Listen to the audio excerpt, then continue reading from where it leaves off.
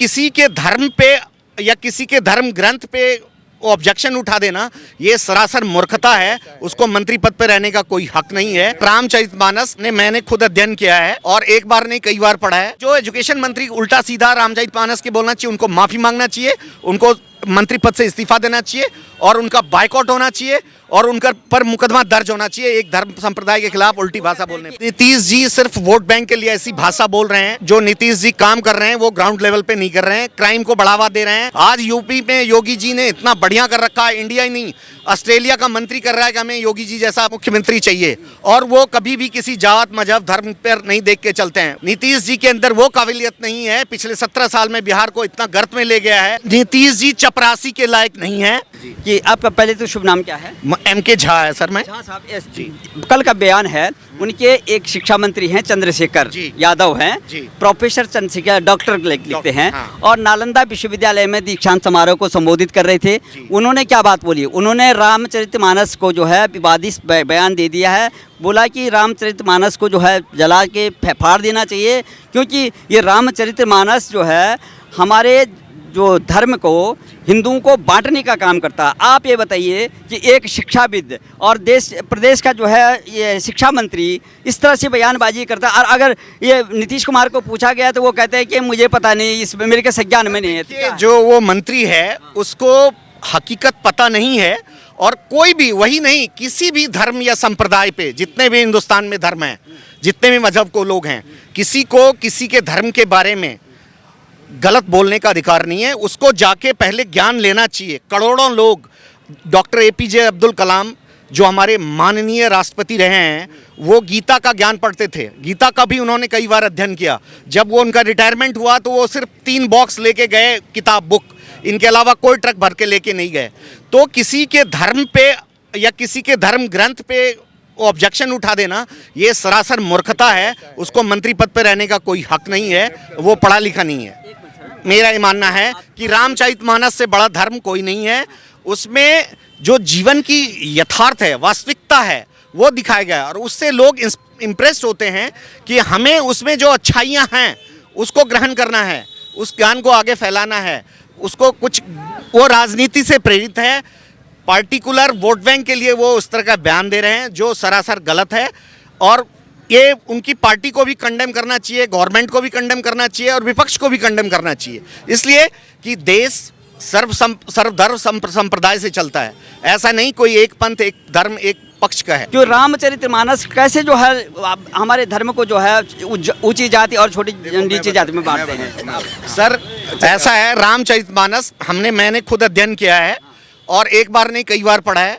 मेरे पिताजी भी पढ़ते थे। तो मेरा ये मानना है, जितने आसानी से उन्होंने वोट बैंक के लिए रामचरितमानस पे सवाल खड़े कर दिए, ये सबसे बड़ी मूर्खता है और ये वोट बैंक की राजनीति है। लेकिन राजनीति में गिरने का स्तर जो जो गिरता जा रहा है और गिरता जा रहा है, मेरा ये मानना ये गलत है। इसके लिए सरकार को भी इसका आलोचना करना चाहिए, विपक्ष को भी करना चाहिए, और जो लोग साधु संत महात्मा है उनको भी विपक्ष करना चाहिए कि उनको पद पर बने रहने का नैतिक हक नहीं है, उनको तुरंत इस्तीफा देना चाहिए। नीतीश जी कह रहे हैं कि मेरे संज्ञान में नहीं है कि मेरे शिक्षा मंत्री ने बयान इस तरह का दिया। नीतीश जी सिर्फ वोट बैंक के लिए ऐसी भाषा बोल रहे हैं। जो नीतीश जी काम कर रहे हैं वो ग्राउंड लेवल पे नहीं कर रहे हैं, क्राइम को बढ़ावा दे रहे हैं। आज बिहार में जो उन्होंने शराबबंदी कर रखी है, वो शराबबंदी इनडायरेक्टली जितने नेता मंत्री, जितने भी पार्टी के लोग हैं, उनके रिश्तेदार सब कर रहे हैं, वो उनमें डायरेक्टली इनडायरेक्टली इन्वॉल्व हैं।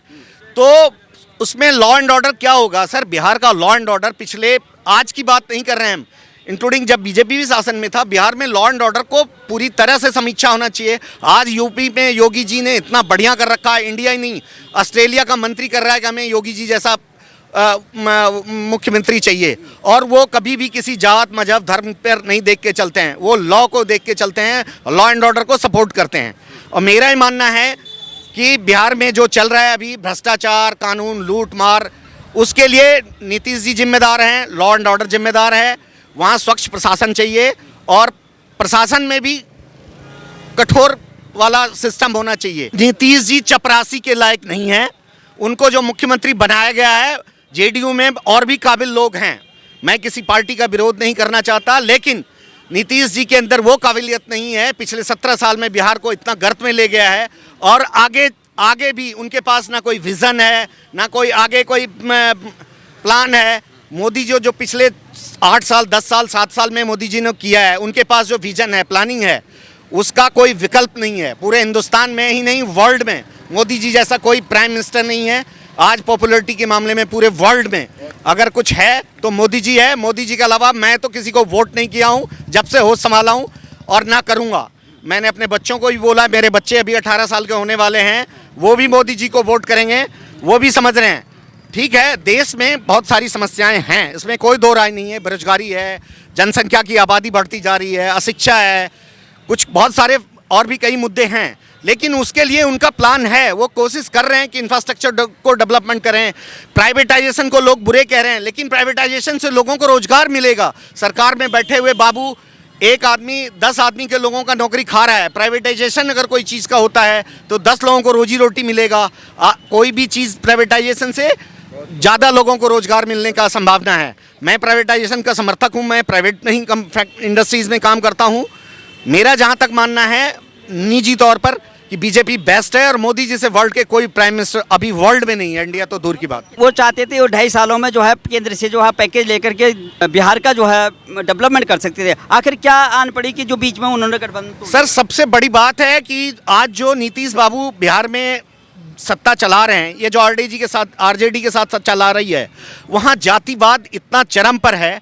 पूरे हिंदुस्तान के किसी स्टेट में जातिवाद चरम पे नहीं है। मेरा मानना है कि जिसको जिसकी ज़रूरत है, जो गरीब आदमी है, उसका जात पंथ और मजहब नहीं देखा जाना चाहिए। उसको अगर आप सपोर्ट करते हैं, उसको अगर आप आर्थिक सहायता देते हैं, कुछ भी सहायता देते हैं, वो सही है। लेकिन आप जात पात में जातीय जनगणना करवा के बहुत ही गलत डिसीजन दे रहे हैं। ये माननीय मामला सुप्रीम कोर्ट में चला गया है, और ये कभी भी सक्सेस नहीं हो पाएंगे कि उच्च जात, नीच जात, गरीब अमीर, हिंदू मुस्लिम सिख ईसाई सब में बांट के हम राजनीति कर लें। वो समय चला गया। अभी लोग समझदार हो गए हैं। पार्टी कोई भी हो, उनको सबको पता है कि जो विकास करेगा वही जीतेगा, चाहे बीजेपी हो ही हो। जब तक विकास नहीं करेगा, उसके वहाँ के नेता, वहाँ के मंत्री, वहाँ की सरकार नहीं जीत पाएगी। और बिहार में विकास की इतनी ज़रूरत है कि सबसे ज़्यादा अभी पढ़े लिखे लोगों की संख्या जो सर्वे आ रही है, अनपढ़ों की छोड़िए तो बिहार में है पहले, और प्रतिभा पलायन हो रहा है। और आज भी सबसे ज़्यादा doctor, engineer, collector, administrative professional लोग, इन सब लोग बिहार में भरे पड़े हैं। वहाँ सबसे बड़ी बात है, वहाँ के लिए प्लानिंग की ज़रूरत है, वहाँ इंडस्ट्री डालने की ज़रूरत है, वहाँ के लिए लोगों को इन्वेस्टमेंट करना चाहिए। जो गुजरात, महाराष्ट्र और कर्नाटक में इंडस्ट्री लगा रहे हैं, उनको बिहार में लॉ एंड ऑर्डर सुधार होना चाहिए। और जो पार्टी में क्राइम वाले लोग हैं, दागदार मंत्री हैं, जो लोग बाहुबली हैं, उनको, जो किसी भी पार्टी के हों, मैं पार्टिकुलर पार्टी का नाम नहीं रहा, जो भी पार्टी के, उनको हटा देना चाहिए और रोजगार के लिए बिल्कुल काम करना चाहिए। तभी बिहार विकास कर पाएगा, बिहार का पुराना गौरव। नीतीश जी का सपना कभी पूरा नहीं हो सकता। वो मुख्यमंत्री की काबिलियत नहीं है उनमें, ठीक है। प्रधानमंत्री तो बहुत दूर की बात है। उनसे जब स्टेट नहीं संभाला जा रहा है, आप जाके देखिए बिहार के अंदर लॉ एंड ऑर्डर की सिचुएशन क्या है। रोज अखबारों में आता है, रोज टीवी में आ रहा है। कहीं किसी को उठा लिया जाता है, किसी को मार काट कर लिया जाता है, कहीं किसी की हत्या हो जाती है, कहीं किसी के साथ मारपीट हो जाता है। तो मेरा मानना, जब तक लॉ एंड ऑर्डर बिहार में सुधार नहीं होगा तब तक, और जो रूलिंग पार्टियां अभी नहीं, पिछले 15-20 साल से, इवन कि जब भी बीजेपी भी उनके साथ कोalition में था, तब भी लॉ एंड ऑर्डर कभी भी बिहार में सुधरा है। और जब तक लॉ एंड ऑर्डर सुधार नहीं होगा और बिहार में लोग इन्वेस्टमेंट नहीं आएंगे, तो बिहार के जो 35 करोड़ 30 करोड़ जनता हैं, और जो आने वाली भविष्य, आने वाली पीढ़ी है, उनको, जो इनको बाहरों में रोजगार, रोजी रोटी मिल जाता था, तब तो बाहर ही रोजगार नहीं है, तो बिहार वालों को कहाँ से मिलेगा। इसलिए वहाँ इन्वेस्टमेंट बुलाना चाहिए, उनको वहाँ फैक्ट्री सेटअप करना चाहिए, वो लोगों को अपॉर्चुनिटी देना चाहिए, लॉ एंड ऑर्डर सिचुएशन देना चाहिए। और जो एजुकेशन मंत्री उल्टा सीधा रामजाई पानस के बोलना चाहिए, उनको माफ़ी मांगना चाहिए, उनको मंत्री पद से इस्तीफा देना चाहिए, और उनका बाइकआउट होना चाहिए, और उनका पर मुकदमा दर्ज होना चाहिए एक धर्म संप्रदाय के खिलाफ उल्टी भाषा बोलने पर। इस बार का जो चुनाव होगा वो तेजस्वी यादव के जो है नेतृत्व में लड़ा जाएगा। वो माने कि मुख्यमंत्री तेजस्वी यादव को बनाना चाहते हैं, तो अपने आप को क्या देखते हो आप? तेजस्वी जी सिर्फ 8 क्लास पास हैं। हमारे बिहार के लिए उस दिन शर्म की बात होगी कि कोई 8 क्लास पास, वर्ल्ड में सबसे ज़्यादा डॉक्टर, इंजीनियर, IAS IPS देने वाला स्टेट का चीफ मिनिस्टर अगर 8वीं पास बनेगा, तो बिहार के लिए उससे ज़्यादा शर्म की बात नहीं होगी। और उनके पास कोई विज़न नहीं है, उनके पास कोई प्लानिंग नहीं है। लूट, हत्या, डकैती, अपहरण सारे बढ़ जाएंगे, अपराध बढ़ जाएगा। इसलिए मेरा मानना है पार्टी कोई भी शासन में आए, चाहे वो आरजेडी हो या जेडीएस हो, बीजेपी हो या चिराग पासवान की पार्टी हो, मेरे नज़र में चिराग पासवान बिहार के लिए सबसे बेस्ट युवा और काबिलियत है, उनके पास विज़न है और उनको आगे बढ़ने का मौका जाना चाहिए, उनकी पार्टी को आगे बढ़ने का चांस दिया जाना चाहिए। नीतीश बाबू के नेतृत्व में सर्वमान्य नेता बन सकते हैं वो मोदी को टक्कर देने के लिए 2024 में? नहीं, मोदी जी का टक्कर अभी इंडिया नहीं, वर्ल्ड लेवल पे नहीं है।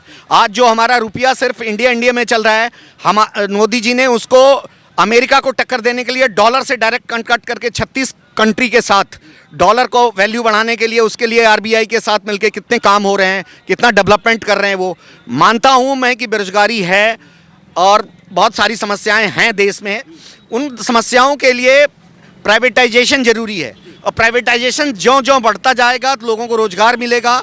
लोगों को जो गरीब लोग तबके के लोग हैं उनके लिए वो अनाज प्रोवाइड कर रहे हैं। मैं आपके चैनल के माध्यम से सरकार को और रिक्वेस्ट करता हूं कि राशन के साथ साथ जो गरीबों को कम से कम रोजी रोजगार की गारंटी की योजना जो रनिंग चल रही है उनके साथ कुछ और भी योजना होना चाहिए। और ग्रामीण क्षेत्रों में, विशेषकर ग्रामीण क्षेत्रों में जो बेरोजगार युवक हैं उनके लिए स्किल डेवलपमेंट जो सेंटर उन्होंने बनाए हैं उसके लिए रूरल डेवलपमेंट का और प्रोजेक्ट्स लागू करना चाहिए। जितने भी सड़क, बिजली, डैम या और भी प्रोग्राम हैं सेंट्रल के, स्टेट के माध्यम से गाँव में रोजगार होना चाहिए। और रोजगार के लिए किसी कभी कोई कम्युनिटी, कोई धर्म, कोई संप्रदाय को कभी भी बीजेपी ने नहीं देखा है, न देखा है। सबका साथ, सबका विकास। और मोदी जी से बढ़ के अभी इंडिया ने वर्ल्ड में उनसे बड़ा कोई नेता नहीं है। और उनके पास जो विज़न है, अभी उन्होंने जल संरक्षण पे दिया है, उन्होंने अभी ईंधन संरक्षण पे दिया है, उन्होंने बड़े बड़े यातायात रोड को एनएच को जोड़ने का काम किया है कि इंपोर्ट कम हो सके तेल, तो काम चल रहा है। G20 की अध्यक्षता उन्होंने की है। तो मेरा ही मानना है कि मोदी जी वर्ल्ड लीडर हैं, मैं उनको सैल्यूट करता हूं और देश के लिए वो बहुत अच्छे हैं, वर्ल्ड के लिए अच्छे हैं। आज भी अमेरिका का राष्ट्रपति चाहता है कि वो यूक्रेन से मोदी जी अगर पुतिन को बोल दें तो पुतिन जी उनके कहने पे युद्ध बंद कर देंगे, लेकिन उनका दोनों का आपसी मामला है, इसलिए ये उन मैटर पे नहीं बोल रहे हैं।